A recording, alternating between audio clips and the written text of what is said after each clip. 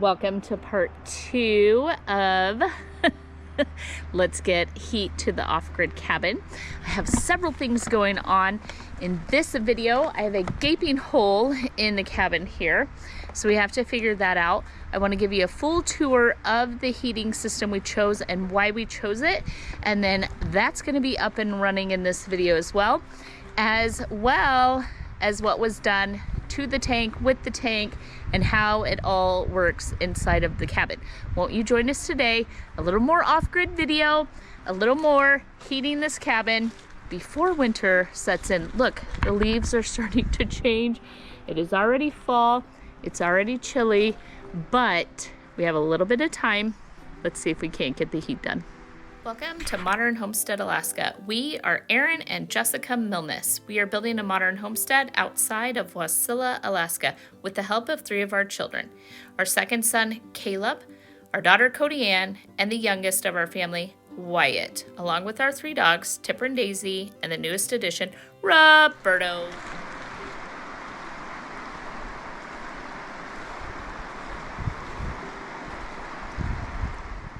This is part 2 of this video. If you have not seen this thumbnail or this video, you can pause, go back and watch it now, or we'll touch base on what was covered then. If this is your first video of the tank and heat in an off-grid cabin, then let's take a quick look back. We first had to load up everything, the tank, the stand, all of that at our homestead, and move all of it, including our tractor, out to the off-grid cabin in order to do some of this work. Aaron was able to unload this very large 500-gallon oil tank for the stove that we're having installed, and then he did do the groundwork in order to level it out.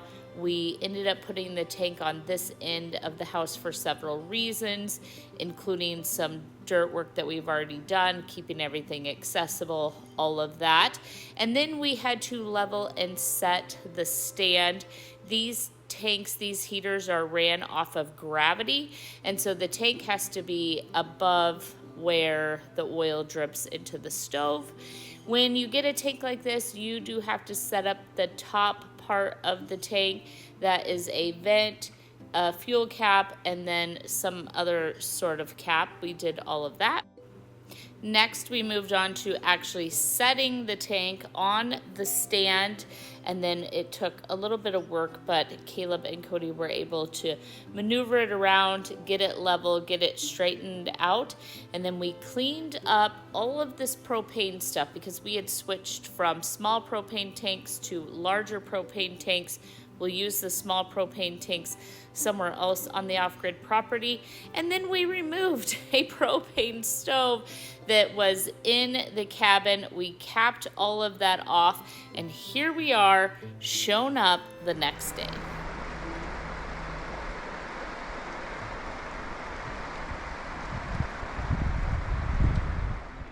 Okay, let's see if I can even find some light. We are working out in the cabin again today. I hope that you would join me.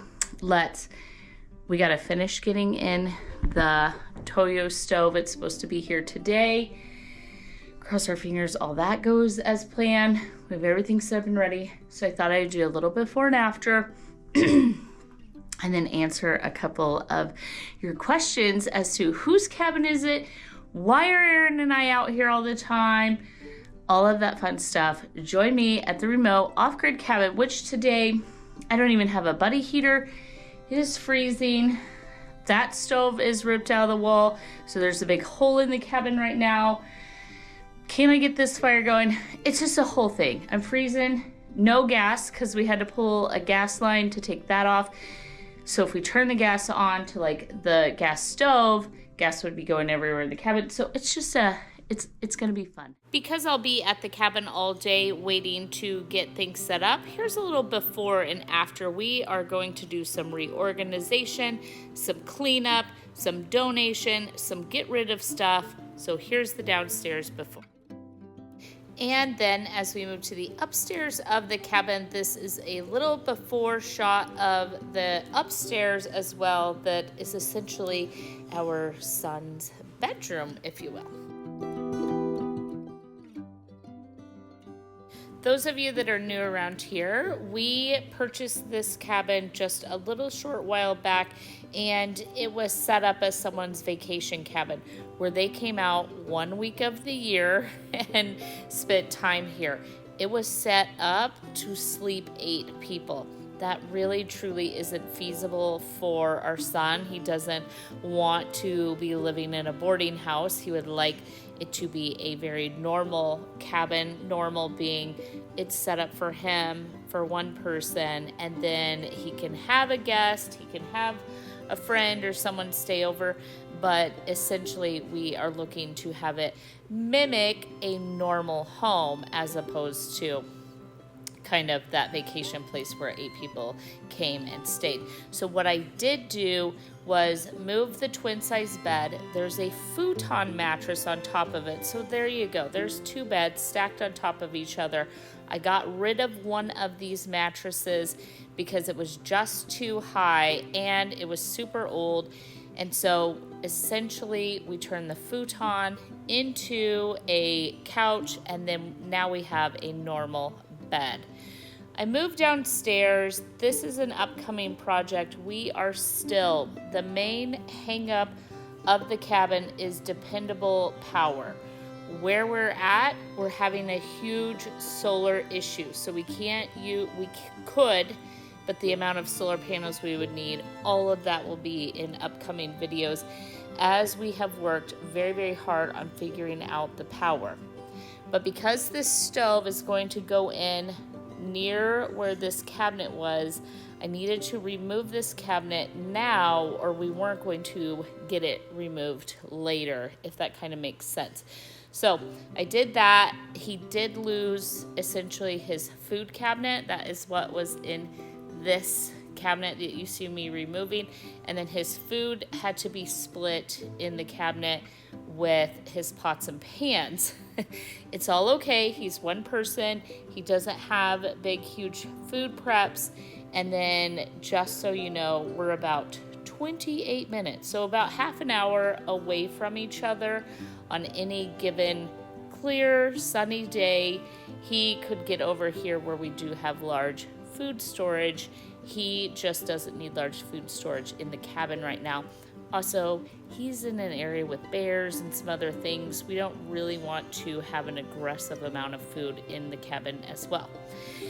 The gentleman who is going to be installing our stove has now shown up. I am trying to work around when he is in there. I don't want to literally be in his way. So you'll see me taking breaks and popping off to the side. And then I do continue trying to tidy up and move everything out of the way, allowing him to install this stove.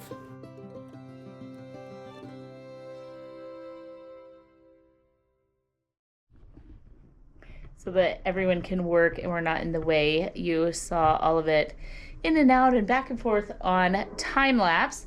So here we are. We're gonna run some line and then we are gonna test out this little stove. So she's ready to go in. Unfortunately, that giant gaping hole there, we couldn't use it. We tried. We were just gonna put a board over it and try and use it.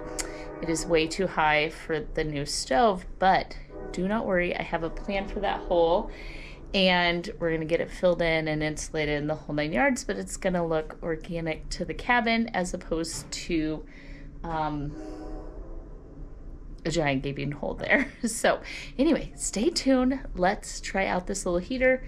He just told me it puts out more BTUs than any of the others, propane or natural gas or any of that. Wood heat is still our favorite, just warms you to the bone, I kid you not. But this is going to be excellent for Caleb, especially when he goes to work and needs to have the cabin nice and warm. All the water we're running in here has to stay warm. Otherwise, everything's going to freeze. So, with that said, to live here at winter time, you have to either stay at home and keep the wood going, or you have to have a backup. So this is the best off-grid backup we can come up with. If you're watching our personal homestead where we live in the house that we built in 2021, or you're watching this completely off-grid cabin to get ideas because this is something that you're looking at doing in the future, I do make a really good point here. You need to consider whatever heating source and your lifestyle. So for us, we can't have water in this cabin and our son lived there in the wintertime if we cannot keep the water lines from freezing. Willow gets colder and they get more snow than we do even at our homestead, and we've gotten in the negative 20 degrees at our home. Our homestead is ran completely off of wood. We don't have a Toyo stove like this. We're interested in getting one in the future. However, when we set up our home, we did it off of things we could control, and that was wood. Our backup heat source, so that I can leave for the day and go to Anchorage and those sort of things, is a pellet stove that runs off of electric. And we are having to think through all of these different things. Our son will leave the cabin all day long or all night, whatever his shift is, to go to work. How is he going to heat this cabin if he's not there to be putting wood in the fire? The fireplace that is suitable for a cabin this size doesn't burn as long as, say, a fireplace that's suitable for the size house that we live in. Our Blaze King can go 30, 40 hours, whereas this tiny little stove that came in this cabin, it can't burn 30 or 40 hours where he could leave to go to work. So we do have to think all of that through. And then the Toyo, of course, uses way less electricity because now we're running it off of a battery that's charged by a generator. You get the point. Really, really think through your heating system before you have it installed. All right, friends, I am done for today. The power is out, but we have put in so many of these little lights throughout the house that are ran off of a battery. They say they run for about a year. And so I'm ready to show you. Are you ready to see? Let's go.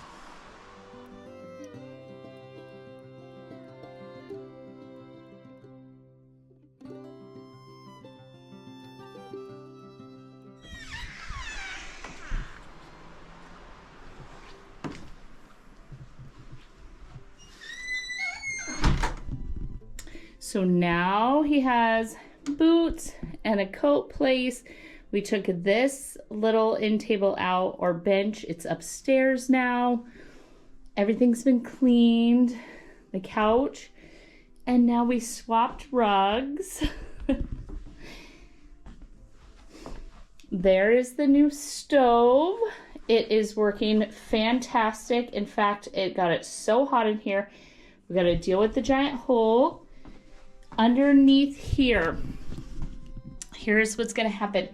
They're going to go batteries. So our battery bank is actually going to be under these steps here. So that's why I had to tear that cabinet out today. So we have this, and then we have kind of his buddy heater and some other stuff under the steps here. Everything's been swept and clean. I am going to put a vent cover on that. It's going to be fantastic. And then he's going to be able to know what is going on with the power from in here. I don't know if I've ever said it, but we're able to turn the generator on and off from inside the cabin, which is perfect. And then all of that will actually work like regular power here. So I took out so much stuff out of this kitchen, out of this cabin, that just is, I feel like they're afterthoughts. Like I feel like the couch and the rug and the bear and cabin photos and the lamps and all that were first thoughts. They were intended to go in the cabin. And then I think as people had come here as a vacation place over the years, they just continued to bring things in. A lot of that has now left the cabin. And to be honest, when you're doing something like this for a 20-year-old boy who's like, I don't have a decorative bone in my body, minimal. Do not put anything in here that he does not need. Decorations on the walls, fine. they had candles in every one of the windows. I left them. You never know. Like I said, the power's out right now, but these lights are working amazingly. You may have to light some of these candles. So there they are. They're cute. I left them, but everything is clean. The kitchen looks amazing. Left a lot of the pictures and stuff. This roasted me out of here today, so that is great. I did over here. I had this different a minute ago, and now it is like this. So what I had done is these chairs don't match the table. So I had taken the bench and pushed it underneath there, and I was just going to put the chairs in the Connex. I wasn't going to get rid of them or anything. And then it dawned on me, the way it was all working with the rug and stuff, Caleb really does like this bench by the door. He sits on it to take on and off his boots. It does get used. And then I realized every one of these seats, we have ate dinner here probably 3 days of the last week as a family. And so we've taken up this whole table. So what I did do though is push the table really far back against the bench. And in general, it's just going to be 1 or 2 people, and then the table can pull out. What you can't see is the water. We have managed, now that I've shown you around, we have managed to not truly change everything around. Behind the corner of the table is the water pressure tank. A clear pipe is going to run behind the table and underneath the sink to that pressure tank. And we have managed to completely hide it. So it's not just this big blue tank floating out in the middle of the cabin. We will bring you along when we hook up the water. Today is hook up the heat. And then the pump actually fits under the sink. And so that is completely hidden as well. And so our biggest concern when we started doing water and heat and all of those things is in this cabin is shrinking the size of it down and making it just so crowded in here. And instead of making it crowded, we have now literally come through by me taking these little end tables out, switching to this lamp. This lamp does work. It's plugged in. You like the bear on the wall? That was my mom. She put it in her suitcase and brought it because she thought it would look fantastic in the cabin. I think it does. Let's go upstairs.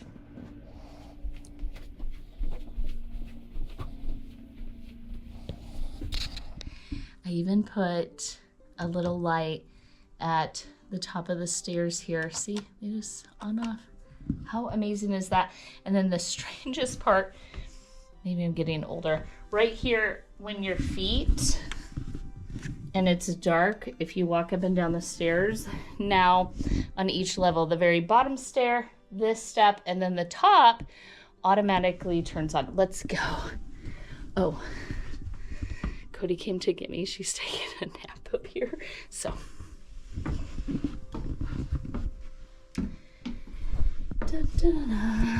So I moved this. You saw that. Moved this rug up here. But like Caleb said, we really just need to get carpeting up here. There's plenty of space for them to bring the carpet in and out. I even hung the fire alarm up here, cleaned all the window seals, moved the bed over to there, and then that is where those two little, that's like an end table, and that was the little end table bench. Well, they weren't really getting used. They were taking up space down there. And then when the power was on, these lamps were working. And that just really lit up the place. When we first got it, it only had that one lamp, the tall lamp right here in the corner. It was so dark up here. But I put 4 of these pop-up lights. They're easy. Turn on and off. And now we have plenty of light. We have plenty of light even for me to record, and it's getting evening around here. So I think it looks fantastic. This is a perfect place for a 20-year-old boy who's gonna live here by himself. He even has night lights. I mean, and they're so cute. They match all of the rustic vibes. So with that, let me know what you think.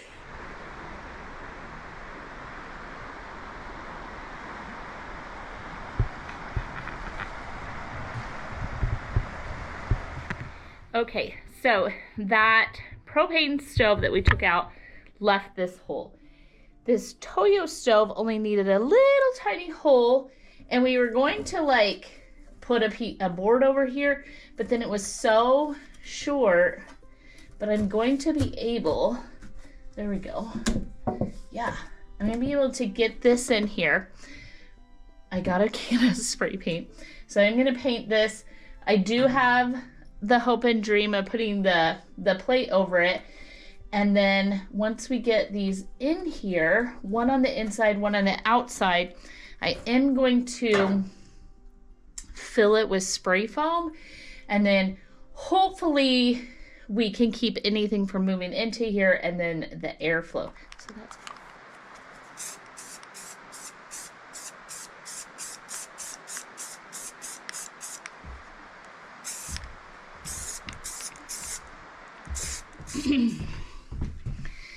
I covered the stove, obviously, this brand new stove here. I'm gonna set this, and I have just this board here that I'm going to, it's got a hole in it, so I'm gonna try and keep, helps if you have a star bit. Okay. All right, so I'm gonna kind of anchor this in a little. That way, if the spray foam comes through,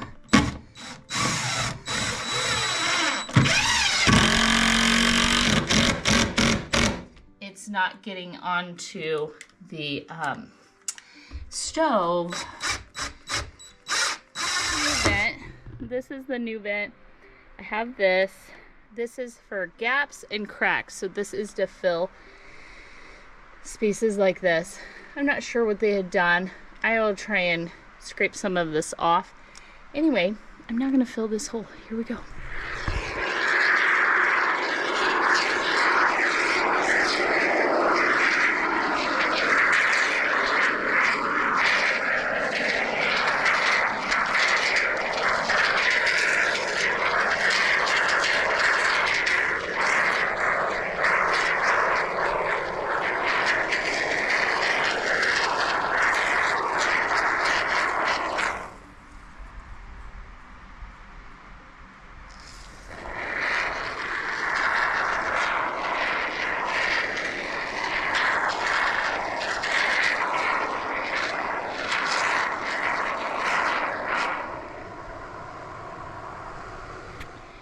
So this is the cap that was here before. You saw that in the first video. And although we're kind of behind the tank and you can't even see anything back here, I still think the brown is like less noticeable. We're gonna let this dry, but I am probably just gonna screw that guy back on here and then call it good. But we filled this entire gap, this hole here, and then when it dries on the inside, I'll take that off. We'll push the black cap in it and then caulk around it, and we should be good. All right, overflowed a little spray foam. Now this cap is on here and the other one goes over the top of that, and then spray foam in the middle and another cap like this on the inside. So now at least it's just this brown thing on the outside of the house. It doesn't look so bad. I can clean up all this. I just need it to completely dry where it dripped just a little bit, and that is fine. But this right here is why we put the towel and the board on the inside, is to stop that from happening. We are gonna give the inside just a little bit more. It's wet and cool out, but you can't even see it. That black cap is now smashed into that spray foam, which hopefully we have a really good airtight seal and nothing coming in there this winter. Because of outside temperatures, it was taking longer to cure than we had expected outside. So, Caleb and I left, and I'm back today to finish.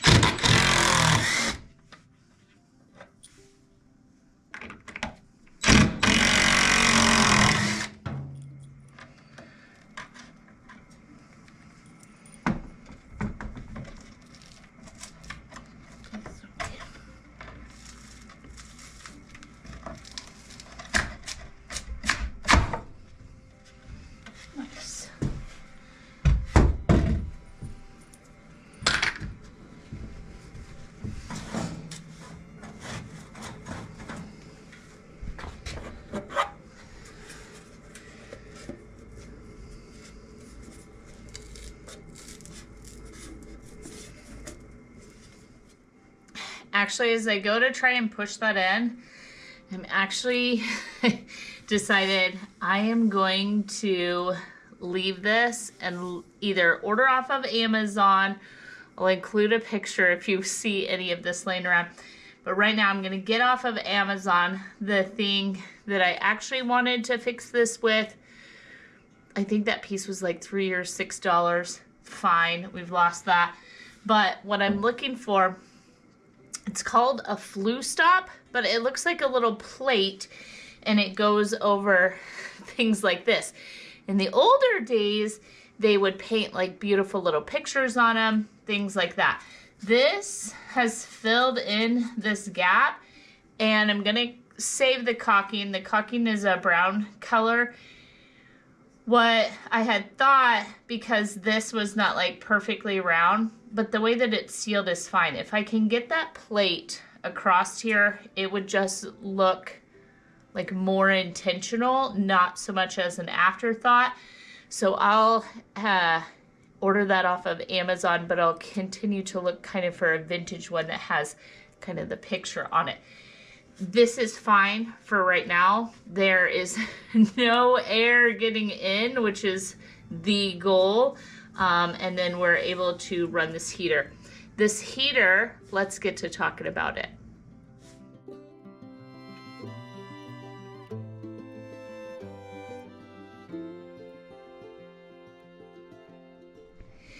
When considering off-grid heat, you have just a full range of different things to look at. Why we went with this little oil stove? Well, here you go. I said earlier in the video, the wood stove, it will not last while Caleb is at work. So the wood stove has become backup, maybe something to use over the weekend. The ambiance of it is there. If he were to lose power, unable, the battery, something went down, he does have the wood heat, and he would be able to heat the cabin from that. The wood heater as well is flat on top. You could use it as a cook surface. There's a lot of uses. So we didn't want to remove it.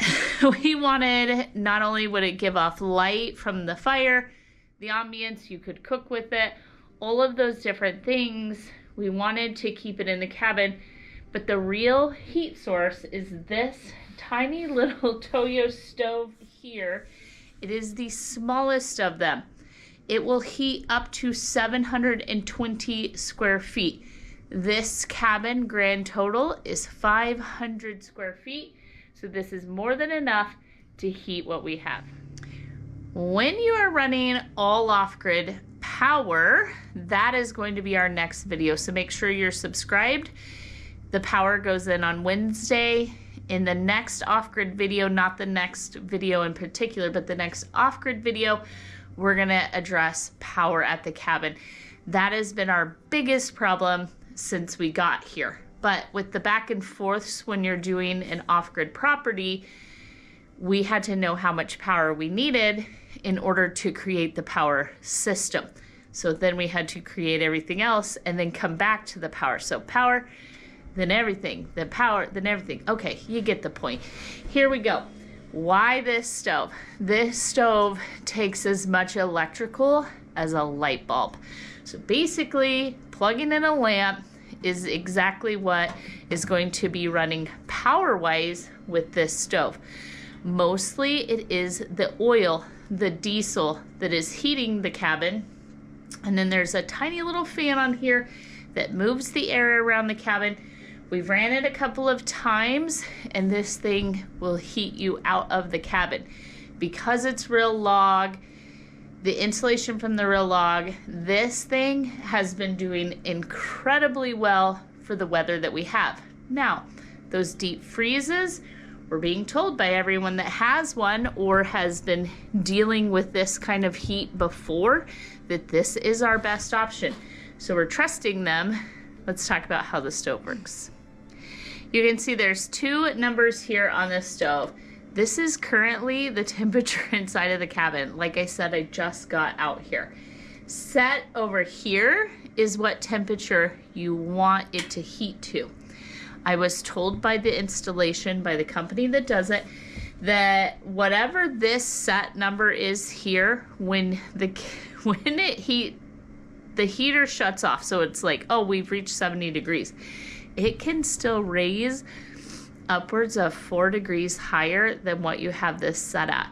So it may end up heating the room because the fan is going to keep blowing on the heating element. It could end up heating it about 4 degrees higher than that. So you want to set your heat, your temp, about 4 or 5 degrees lower than you actually want your room.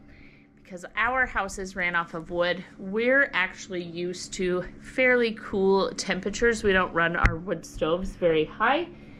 So a 64, 65 degree house or room to us is actually very, very warm. However, this thing, you can really, really crank out the heat. How does it work? It drips. So the fuel tank outside, we'll walk out there. It drips into here. There's a burner that stays lit and igniting, and it burns the fuel, and you get about 1 drip per second. The old systems used to run like a really slow but steady stream of fuel, whatever kind of fuel you're burning through it, and now it drips about 1 per second. So that is that aspect. Let's talk fuel tank and what was installed last time that you didn't see. There is a filter. Okay, because we put in this tank the same diesel that I put in my pickup truck, it is clear. However, most of the time you would be putting like a dyed fuel in there for farm equipment, those sort of things. This can run off of kerosene. It can run off of different kinds of oils. There's a byproduct from when they pump the oil out of the ground to make diesel, motor fuel, those sort of things. That is what you can actually burn this off of. This filter here works similar to your truck filter, and it's going to take any of the impure, like catch big things that you don't actually want going into your stove. So the company that installed the stove installed this filter system here. There's an on-off there so that you can change this out, and then the copper line to the house, as well as that very small exhaust. Now, I did make a little bit of a mess, but we can see that I can come out here now and actually clean this up. The last bits and pieces of why we chose this stove as well, and we've gotten some comments, is the expense. Diesel is expensive. Fuel is expensive. However, at a max, on the coldest days of the year, this stove could potentially use just over a gallon of fuel. On your average day, it's going to use way, way less than that. If you start doing all of the math, because of how well it's supposed to heat, how well it's supposed to work, and how little electrical that it actually uses, it is a good source for heating energy. Is it as good as wood? No, we're always going to stand behind wood. Wood, I'm not kidding. If you've never felt it, it warms you to the bone in a different way than any other heating out there. That's why we chose wood for our house. We also can control wood. Aaron and I can go out on our land, wherever we're at, on public land here. I know in other countries you can't, but in here, we can harvest our trees, our forest, and we can control being able to get heat. So no matter what happened here in Alaska, if things shut down, if things got too expensive, we could control the heat. Does this allow that? No. We have to have electrical, we have to have some sort of heating fuel for it. So we lose a little bit of the control there. So there's kind of the pros and cons of the things that we consider. However, I already mentioned we did keep the wood stove, so we do have control enough that if things did go terribly, we can still heat this cabin completely off grid without the dependence on fuel or something like that. The final thing I'm going to mention about the stove before I close out is that it does have a self-cleaning element. Now, we aren't really running this until we get the power situated. This will not be on for 24 hours. You set the time and the day, and then every 24 hours it self-cleans somehow. I don't fully understand that. That was news to me. However, once we get the electrical figured out, and this is running, even if it's at like 45 degrees, something like that, 24 hours a day off of the electrical system, then it's going to self-clean. So I'm being told, if you get one of these in an off-grid cabin like this, don't just turn it on and off. Once you get it turned on for real, leave it on and adjust your temperatures, but allow it to do its regular cycle of cleaning itself by running for 24 hours. So keep that in mind. Well, that about wraps it up. I think I'm going to end the video here. Thank you if you have stuck around all the way to the end. That would be a sure sign that you should hit that subscribe button, ring the bell, you'll get notification, thumbs up, and comments do help our channel to grow. We still have a ton going on around the homestead here at the cabin to get it ready for winter. And then we're still out trying to hunt and fish and fill our freezers. So there are so many different things that we look forward to sharing with you in the future.